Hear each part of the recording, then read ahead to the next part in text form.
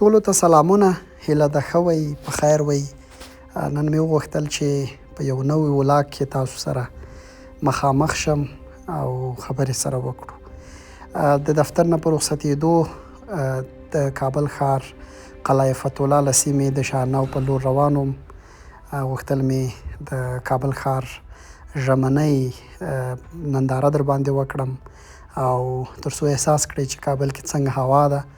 که په بهر کې یاست چې کابل در په یاد کړم، او که په کابل کې یاست چې ځینې د کابل ښار د ژمي یخې صحنې او یخې سیمې در باندې وګورم. کله چې په کابل ښار کې ګرځئ نو بېلابېل تصویرونه، بېلابېل خلک، ماړه خلک، غریبان، کارګر، ټول خلک به وګورئ چې په کاروبار اخته دي. څوک هڅه کوي چې حلاله روزي وګټي، څوک بیا څه کوي او څوک بیا څه. نو دا د کابل یو منظر دی چې همیشه به تاسې ورسره مخامخ یې. هغه داسې رابندان چې د کابل په ټولو واټونو کې داسې لارې بندېږي. نو کله چې اوس پلی ګرځې نو تازه کابل کې واوره سوې، سړکونه یخ سوي او نو احتیاط به کوې چې کرا لاړ سې، چېرته ونه غورځې. مام نو ځان دغسې پیچلی و، ډېر ساړه و. دا د کابل ښار شارنو ته مخامخ د کافټریا هغه کوڅه ده، کېدای شي چې تاسې بلد وئ. نو دا کس د غزني و، د کابل ښار حاجي یعقوب په څلور لارې کې دغسې نینې پخولې.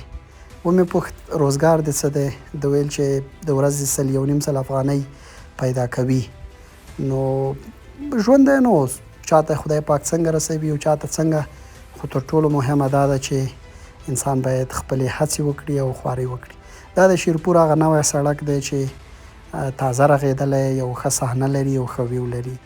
له دوه انډیوالانو سره دغه نوي هوټل ته راغلو چې تازه جوړ شوی و. صفت یې کاوه، وایي هلته به کویټه چای وڅښو. نو مازدیګر راغلو او همدلته دمه شو، یوه پیاله چای مو واخیست او ورسره مو ځینې کیسې او ځینې بحثونه هم وکړه چې د هغه خبره پام مو په غلطه شو. دلته زموږ یو ملګری دی سید سمیع الحق پتمن صاحب، دی ډېر مخلص دی. ناقه په یو موضوع ورسره ګیر راغلو خو نتیجې ته ونه رسېدو. بحث مو په دې و چې زموږ جامعه ځینې محدودیتونه لري او باید کار وشي تر څو محدودیتونه له منځه یوسي. خو هغه موارد مو چې یادول د ټینګار کاوه چې دا محدودیت نه دی او دا باید مونږ له ټولنې سره موافق سو، او یعنې مونږ انسانان، افغانان، هیوادوال باید د ټولنې نورمونه ومني. خو ما ټینګار کاوه چې نه، ځینې محدودیتونه په ټولنه کې شته او موږ یې محدود کړي یو. بحث مو ډېر وکړو خو کومې نتیجې ته ونه رسېدو او ومو پتیله چې په راتلونکي کې به داسې خاص یو مجلس برابروو تر څو دا بحث ته ادامه ورکړو، یوې نتیجې ته ورسېږو.